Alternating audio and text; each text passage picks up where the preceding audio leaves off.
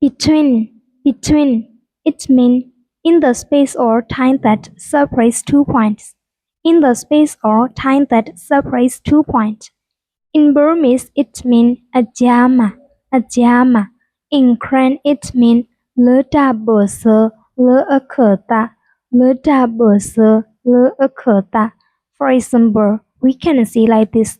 Tesu is sitting between mother and father. Tesu is sitting between mother and father. Tesu di mimi pipi jama time di. Tesu se no le momodo papa bursa lo. Beside. It means at the side of. In Burmese, it means bima. In Karen, it means agaba, le agaba. For example, we can say like this.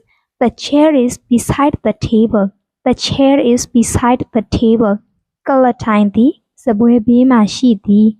Lo se no ole, so no ku agaba lo.